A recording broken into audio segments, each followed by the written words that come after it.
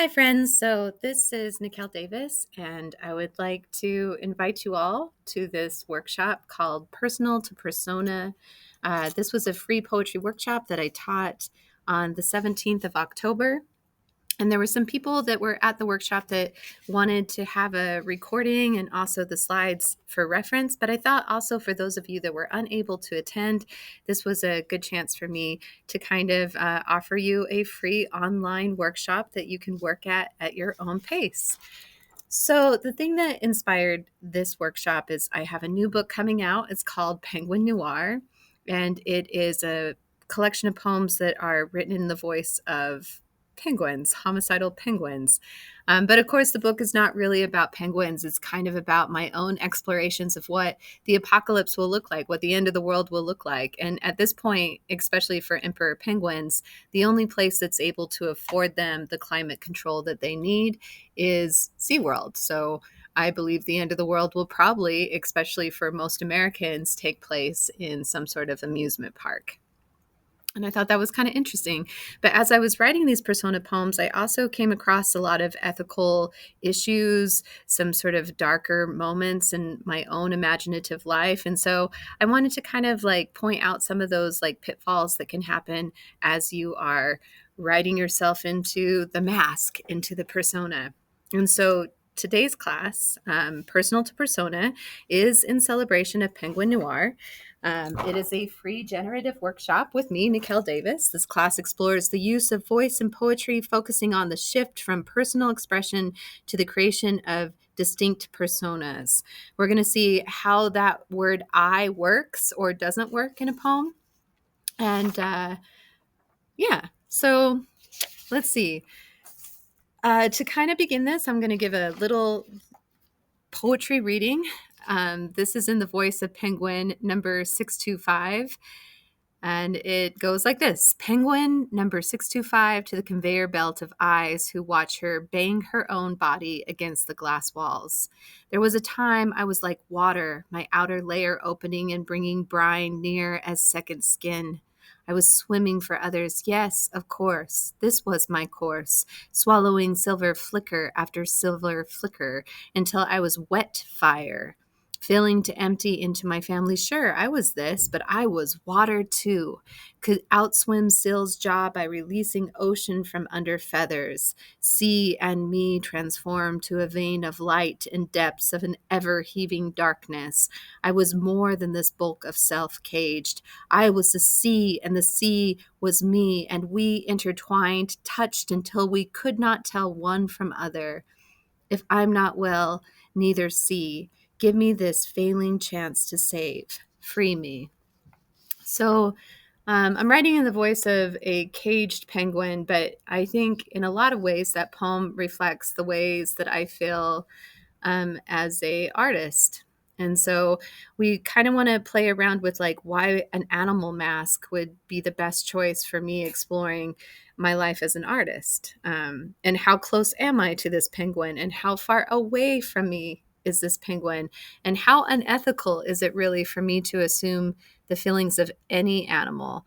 And in honesty, I'm not. I'm just dressing up like a penguin. I have no idea how devastating it must be for the penguins right now. And I don't want to assume. And so we're going to look at ways that I try to apologize for any harm that I cause the penguins while dressing up like them to voice my concerns about ecology and the way things are going right now in the world. So what we're doing today together, though, is I'm going to give you an overview of the word persona. We're going to harvest from our personal selves. We're going to dress it up in human for personification. So we're going to distance ourselves from the I by dressing some other object up as human. And then we're going to take our human and dress it up as something other than human. So we're going to put on the mask, the persona. And then finally, we're going to be playing with our persona issues, which are sometimes deeper and darker than our personal issues, those persona issues. So just to kind of go over this really quick, the definition of persona is a persona poem is a poem in which the poet speaks through an assumed voice. And of course, this is like a fictional Identity, it's usually done as a dramatic monologue. It has dialogue in it. It's so exciting because it's like one of those places where poetry merges with theater, and I always love those moments. According to the etymology dictionary, persona is the outward or social personality, which I also think is funny because it means no matter how naked you think you are emotionally, you're always wearing a mask. And so, how do we socially dress ourselves up to be acceptable in the real world? And that's our persona too. So, the persona, basically, if we were to translate it, is a mask. Okay, so there's a lot of different ways that we can mask ourselves. We can mask ourselves in objects, animals, weather, emotions, time, food, and people. Of these, I thought the safest was weather, and it also is kind of cute because it like keys into the theme of like penguins. So everything we're going to write about, because inspired by penguins, is going to be about the weather. It's going to be about ice. It's going to be about snow. And so we're gonna have this baseline of cold imagery throughout this workshop. Okay, so we are playing around with emotionally how the placement of the I changes the way the poem feels overall. So I as confession, so that's where you use the I pronoun and you mean it as the I. Personification, where the object goes before the subject. So the object of obsession is way more important than the I. And this is great because it delays the pronoun from even appearing in the poem. In fact, the pronoun I with personification never has to appear in the poem. And I think that that's very powerful. And then persona, the mask as other. So I as other. Persona, mask, I as other. There we go. So those are the three things that we're going to be looking at today. In order to get started, I would like you to do a little bit of pre-writing. So we're going to be harvesting from the self. Just as sort of inspiration, I have this poem, Winter Remembered by John Ransom. And so I just want you to kind of have this poem in the back of your mind as we go through the next couple of writing exercises. So Winter Remembered. Two evils, monstrous, either one apart, possessed me, and were long and loath at going. A cry of absence, absence in the heart, and in the wood of the furious winter blowing. Think not when fire was bright upon my bricks, and past the tight boards hardly a wind could enter. I glowed like them, the simple burning sticks, far from my cause, my proper heat, my center. Better to walk forth in the murderous air and wash my wounds in the snow. That would be healing, because my heart would throb less painful there, being caked with cold and past the smart of feeling. Which would you choose, and for what boot and gold? The absence or the absence and the cold? Ooh, it's a good little poem. Um, Okay, so just with that kind of idea in the back of our minds, I love this blending of cold and heat. I love what that does as far as synesthesia, like how there's just like flashes of blue with flashes of red, and you can really feel like the contrast and the conflict between those images. So we're going to kind of try to do the same thing. First, I would like you to make a list of things that warm the core of you.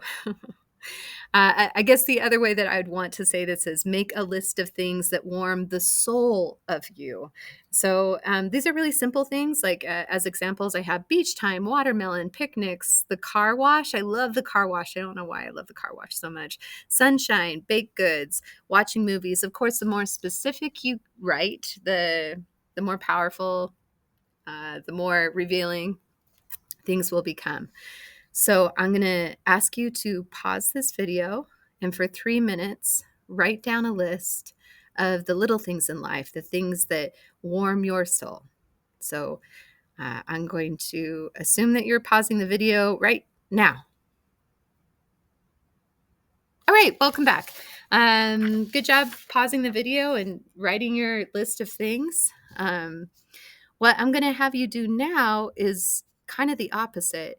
I would like you to do a free write where you write about a time you felt emotionally cold. And so these are the moments of like the broken heart, betrayal, disappointment, those things that kind of just leave you icy inside.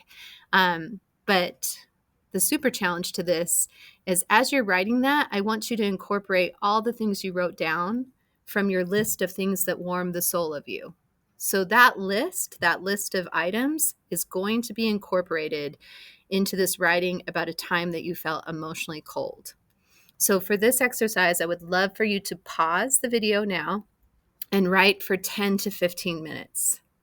10 to 15 minutes seems to be the sweet spot where you really start to push yourself into like creative and new ways of thinking. So I am going to assume that you're going to pause the video right now. All right, you did great. I'm so glad that you spent that time writing. By the end of this video, if you pause and write, you should have about 30 to 40 minutes of writing time that's like just for you. And if the prompts aren't working for you, you don't need to do the prompts. You just need to give yourself the time to write. So that pausing of the video is probably the most important part of this lesson, is to give yourself time to sit with your own thoughts. All right, so now we are moving on from the personal I to personification. And so I titled this prompt, Dress It in Human Personification. So personification is where we take an object and we give it human characteristics. So we give an animal human characteristics, or we give snow. That's what we're actually writing about, snow human characteristics. And in order to highlight how that works, I have a poem sample by Nancy Willard. And the name of the poem is The Snow Arrives After Long Silence. So The Snow Arrives After Long Silence by Nancy Willard. The snow arrives after long silence from its high home where nothing leaves, tracks or stains or keeps time. The sky it fell from, pale as oatmeal, bears up like sheep before shearing. The cat at my window watches, amazed. So many feathers and no bird. All day the snow sets its table with clean linen, putting its house in order. The hungry deer walk on the raisin loaves of snow. You can follow the broken hearts, their hooves punched in its crust. Night after night, the big plows rumble and bale it like dirty laundry and haul it to the Hudson. Now I scan the sky for snow and the cool cheek it offers me, and its body thinned into petals, and the still caves where it sleeps. So I love how this poem has snow act human, and that helps us define home. Like the I doesn't even enter the poem until the very, very end, until that last stanza. And yet, just from the description of what snow does, I seem to know this I better than if she told me a personal story. So something to look at what she's doing when you challenge yourself to write your own persona poem is that she verbs it. So the snow arrives. So it's doing something. The snow has to do something. The snow has a place where it lives. It has a home. I love that line break. From its high home where nothing leaves, line break, tracks or strains. Like I love that. I love that.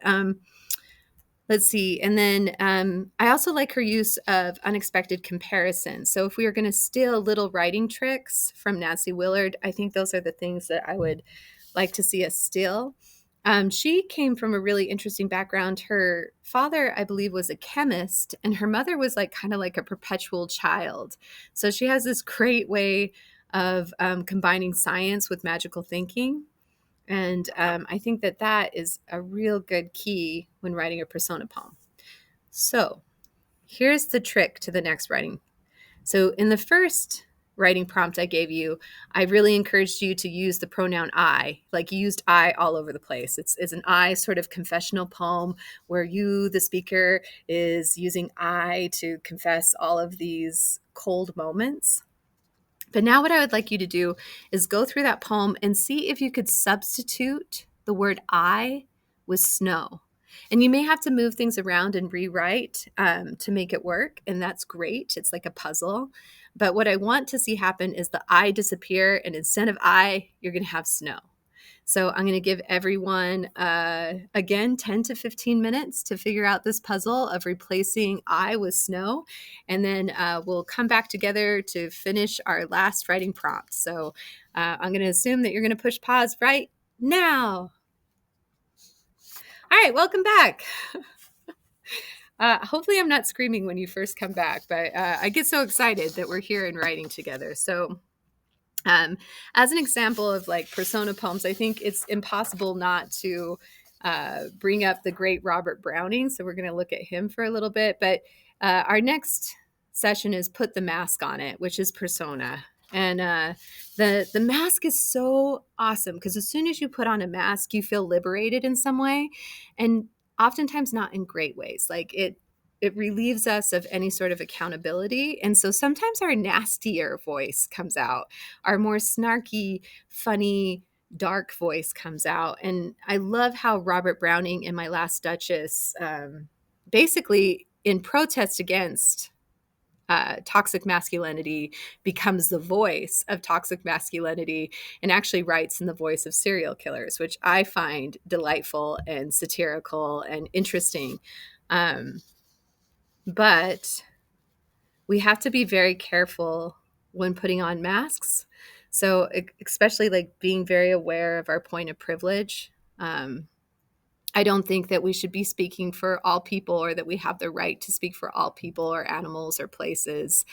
You kind of have to work almost like a stand-up comedian and find that place that's dangerous enough but not offensive. And that sometimes is a tricky balance. And I'm always humbly trying to learn that balance. So once again, today, to kind of keep things safe, we're not necessarily writing in the voice of someone else, but we're going to write in the voice of weather. And in this case, cold weather, maybe even snowflakes. So we're going to take Nancy Willard's advice and we're going to use science, magical thinking, and metaphor to help us craft our poems. So weather, if we're looking at winter, which with the full moon out, it's been so crazy. And the weather is changing into something cold and chilly with Halloween just around the corner. Oh, it is great, but it also is a shift, a literal shift in the planetary structure. What am I trying to say here? So anyways, weather. So what I found really interesting, these are just some like factoids about winter to get us started, is that the earth is closest to the sun in winter, but that causes the days to be shorter. And so it's cooler. So I like this idea of being so close to something, but that's what, especially something as hot as the sun, but that's the thing that makes it cold, like a cold a cold shoulder, something like that, right? I also have a list of fun facts about snowflakes, like from their shapes to their uniqueness, to their size, their transparency, formation, speed, snowball fights, snow and fresh water, snowstorms. And did you know this? Snow can sometimes be red, such as watermelon snow, which is caused by algae in near glaciers, or it's also called blood falls in Antarctica, which is from iron-rich salt water. That's amazing. That's amazing to me. So I always like to do a little bit of research. I also like to have visuals when I'm trying to like conjure up the voice of something else. I also got this list of super creepy snow masks, which you can buy on Amazon at any time. I thought this was also very scary. We wear masks for a variety of reasons, including hiding our identities, creating new identities, deniability, and battlefield protection. So that tells us a lot about our relationship to the mask. I have another set of masks that are from masquerades.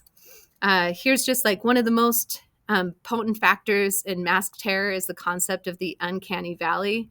Masks that almost resemble a human face but have a slight off-putting difference can create a sense of unease and terror. The closer a mask gets to looking human without actually being recognizable, the more unsettling it becomes. And that's sort of the power of the mask. So for our final writing adventure, I've got this like list of Yeti masks that you can buy on Amazon. And I love the Yeti because the Yeti is almost human, but not. And so I think this is a great place to sort of put on the mask and write from a different place. I think it's good to have some accountability to know whatever you say, it is still you saying it, regardless of how far away the character is from what you think that I is. In fact, I think the confessional I is way more hidden than the masked I. And so as you're writing, just kind of be conscious of the fact that this might be your real self. So when you write in the voice of a Yeti, which is what we're going to do, that might actually be closer to your true self than when you write in an I. And I find that riveting and exciting and weird. So that's what we're going to do. So we're going to rewrite our personal cold when we were writing about the coldest moment that happened to us. So we're going to rewrite our personal cold free write in the voice of winter, in the voice of the Yeti. And so I'm going to have you pause the video right now and give yourself 10 to 15 minutes to write in the voice of the Yeti. Ready, set, go. All right, welcome back. So we're just going to kind of end this by going again and talking about playing with persona issues. So if the masked I is more honest than the real I, the personal I, then I think we really need to kind of think about how unethical and unrealistic and harmful it can be to even speak in the voice of animals. And the potential issues of that, I think, have to be recognized. And one way that you can do that is you can play with it. And that's what I do with my book, Penguin Noir, is I have like that noir voiceover kind of thing. And that voiceover voice is supposed to be kind of like dark and comedic, but also very self-deprecating and acknowledging the fact that I am not a penguin. I know I'm not a penguin. Do not assume that penguins think or feel the things that are written in this book. But it was the only way I could get to certain psychological parts of myself was by putting a penguin mask on. So as an example, here's one of the voiceover poems that are in the book Penguin Noir. Walking the streets of the Sea of Wonders amusement park, monologuing as though an audience were listening, part one. I'm about to say something about porn and aliens, something about opportunity and lack of. Vorying life from the conveyor belt, I ride the view again and again, giving penguins reasons for existing even after their lives are compressed to a glass tank of layering guano. Penguins as preview of Armageddon. Home, a large window into last chances. It resembles suburbia. From a distance, aliens find humans romantic. Hell, so do I. I have let the idea of love kill love. Here's how sperm is harvested from orcas. I read it in a book. Trainers have a him orca look, just look from some distance at a female orca. She's in heat. There is no touching, just sight, smell, and maybe sound. Let's say it's music that makes him come. Anyhow, my point is, just the idea of sex is enough, a quirk of apex predators. Ideas are enough. We had this idea the world could end. So if you're going to write in a mask, I think it's important to question everything, but definitely take on the accountability of who you might be harming in the process of speaking from that mask. So this kind of concludes my lesson for you guys. I hope it was helpful. I hope that you got writing out of it.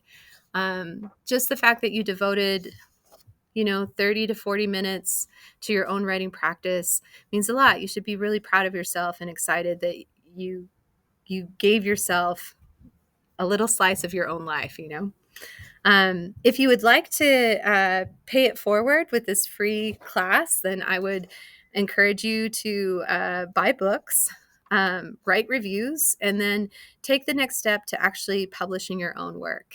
And so that concludes From Personal to Persona. I hope I see you again. And yeah, that's it.